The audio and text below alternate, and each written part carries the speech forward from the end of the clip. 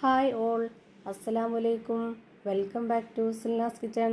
ഇന്നത്തെ recipe Maggi വെച്ചിട്ട് നല്ല ടേസ്റ്റി ആയിട്ടുള്ള ഒരു വെറൈറ്റി ആയിട്ടുള്ള അടിപൊളി ഈവനിങ് സ്നാക്സിൻ്റെ റെസിപ്പിയാണ്. കുട്ടികൾക്കും വലിയവർക്കൊക്കെ ഒരുപോലെ ഇഷ്ടാവുന്ന ഒരു കിടിലൻ റെസിപ്പിയാണ്. അപ്പോൾ ഇതെങ്ങനെയാണ് തയ്യാറാക്കിയെന്ന് അറിയാനായിട്ട് വീഡിയോ സ്കിപ്പ് ചെയ്യാതെ മുഴുവനായിട്ടൊന്ന് കണ്ടു നോക്കണേ. റെസിപ്പിയിലോട്ട് കടക്കുന്നതിന് മുമ്പായി സിൽനാസ് കിച്ചൺ ചാനൽ ആദ്യമായിട്ട് കാണുന്നവരാണെങ്കിലും ഇതുവരെയും കണ്ട് സബ്സ്ക്രൈബ് ചെയ്യാത്തവരും പ്ലീസ് ഒന്ന് സബ്സ്ക്രൈബ് ചെയ്തേക്കണേ. ഒപ്പം തന്നെ ഈ വീഡിയോസ് നിങ്ങൾക്ക് ഇഷ്ടപ്പെടുകയാണെങ്കിൽ ഒരു ലൈക്ക് ചെയ്ത് ഷെയർ ചെയ്ത് സപ്പോർട്ട് ചെയ്യാനും മറക്കരുത്. ഇനി നമുക്ക് റെസിപ്പിയിലോട്ട് കടക്കാം.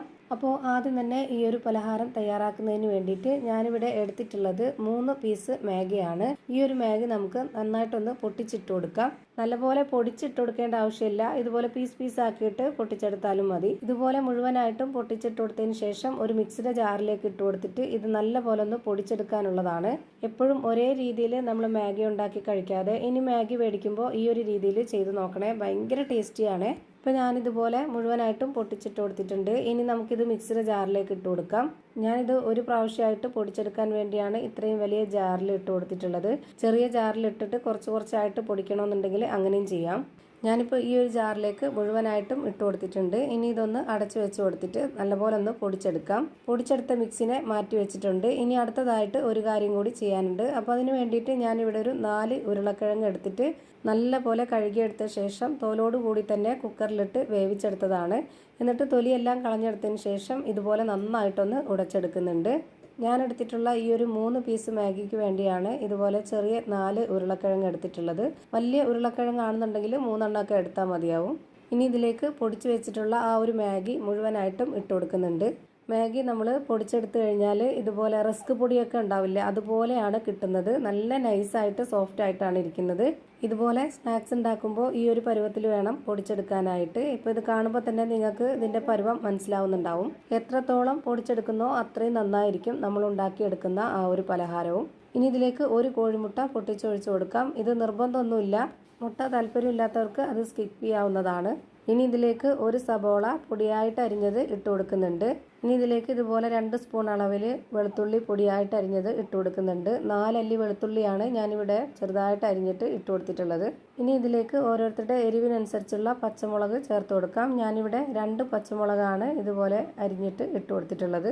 ഇനി നമുക്ക് വേണ്ടത് മാഗിയുടെ കൂടെ കിട്ടുന്ന ആ ഒരു മാഗി മസാലപ്പൊടിയാണ്. 3 പീസ് മാഗിക്ക് വേണ്ടിയിട്ട് 3 പാക്കറ്റ് മാഗി പൊടി ഉണ്ടായിരുന്നു. അത് മുഴുവനായിട്ട് ഞാൻ ഇതിലേക്ക് ഇട്ട് കൊടുക്കുന്നുണ്ട്.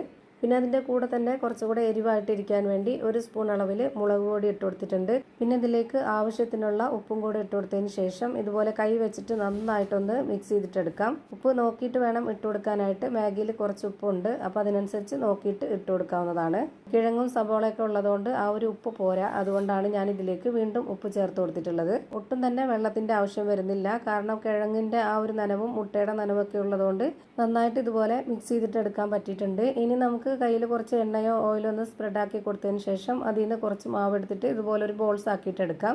ഈ ഒരു ഷേപ്പിൽ തന്നെ ചെയ്തെടുക്കണമെന്നൊന്നുമില്ല, ഓരോരുത്തർക്കും ഇഷ്ടമുള്ള രീതിയിൽ വലിപ്പത്തിൽ ചെയ്തിട്ടെടുക്കാവുന്നതാണ്. ഞാനിപ്പോൾ ഇത് ഈ ഒരു ഷേപ്പിൽ ഈ ഒരു വലിപ്പത്തിലാണ് റെഡിയാക്കി എടുത്തിട്ടുള്ളത്. ഇത്രയും കനം കുറച്ചിട്ട് ചെയ്തെടുത്താൽ മാത്രമേ ഉള്ളൊക്കെ നന്നായിട്ട് വെന്ത് വരുള്ളൂ. അപ്പോൾ ഇതേപോലെ ഈ ഒരു ഷേപ്പിൽ തന്നെ മുഴുവനായിട്ടും ചെയ്ത് ഒരു പാത്രത്തിലേക്ക് മാറ്റിയിട്ടുണ്ട്. മാഗി വെച്ചിട്ട് വേറൊരു വെറൈറ്റി പലഹാരം കൂടെ ഞാൻ ഇതിനു മുമ്പ് അപ്ലോഡ് ചെയ്തിട്ടുണ്ട്. അത് കാണാൻ താല്പര്യമുള്ളവർ Silna's kitchen Maggi evening snacks എന്ന് ടൈപ്പ് ചെയ്ത് സെർച്ച് ചെയ്ത് കഴിഞ്ഞാൽ കിട്ടുന്നതാണ്. കാണാൻ താല്പര്യമുള്ളവർ അതുകൂടി കണ്ടൊന്ന് സപ്പോർട്ട് ചെയ്തേക്കണേ. ഇനി നമുക്കിത് ഫ്രൈ ചെയ്തെടുക്കാം. അപ്പോൾ അതിനായിട്ട് സ്റ്റവിലേക്ക് ഒരു പാൻ വെച്ച് കൊടുത്ത് എണ്ണ ഒഴിച്ച് ഫ്ലെയിം ഓൺ ആക്കി കൊടുത്തിട്ടുണ്ട്. എണ്ണ നന്നായിട്ടൊന്ന് ചൂടായി വരുന്ന സമയത്ത് ഇതിലേക്ക് ഓരോന്നായിട്ട് ഇട്ട് കൊടുക്കാം.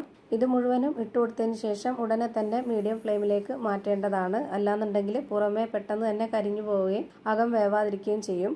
അപ്പോൾ എല്ലാം ഒരേപോലെ വെന്ത് കിട്ടണമെന്നുണ്ടെങ്കിൽ മീഡിയം ഫ്ലെയിമിലോട്ട് മാറ്റിയതിന് ശേഷം നല്ലപോലെ ഇത് വേവിച്ചെടുക്കണം. ഇപ്പോൾ ഇതിൻ്റെ എല്ലാം ഒരു ഭാഗം വെന്ത് കിട്ടിയിട്ടുണ്ട്. ഇതെല്ലാം ഇനി തിരിച്ചിട്ട് കൊടുക്കണം.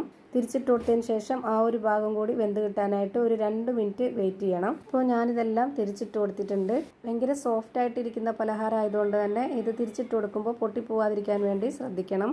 ഇപ്പോൾ ഇതിൻ്റെ 2 സൈഡും ഒരുപോലെ വെന്ത് കിട്ടിയിട്ടുണ്ട്. ഇനി നമുക്കിത് എണ്ണയിൽ നിന്ന് കോരി മാറ്റാം.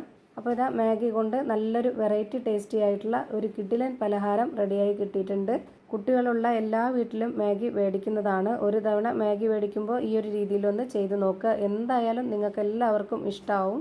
ഞാനിപ്പോൾ ഈ ഫ്രൈ ചെയ്തെടുത്തതെല്ലാം ഒരു പാത്രത്തിലേക്ക് മാറ്റിയിട്ടുണ്ട്. ഇനി അതൊന്ന് പൊട്ടിച്ച് കാണിച്ചു തരാം, ഇതിൻ്റെ അകം എങ്ങനെയാണ് ഇരിക്കുന്നതെന്ന് അറിയാനായിട്ട്. അപ്പോൾ ഇത്രയേ ഉള്ളൂ ഇന്നത്തെ വീഡിയോ ഇഷ്ടമായാൽ ലൈക്ക് ചെയ്യാനും കമൻറ്റ് ചെയ്യാനും ഷെയർ ചെയ്യാനും മറക്കരുത്. ഞാനിടുന്ന പുതിയ വീഡിയോസ് നോട്ടിഫിക്കേഷനായിട്ട് കിട്ടുന്നതിന് വേണ്ടി സബ്സ്ക്രൈബ് ചെയ്ത് ബെല്ലൈക്കൺ അമർത്തി അതിൽ ഓൾ എന്ന ഓപ്ഷൻ എനേബിൾ ചെയ്ത് കൊടുക്കാനും മറക്കരുത്. പുതിയൊരു വീഡിയോയുമായി വീണ്ടും വരും. Thank you for watching.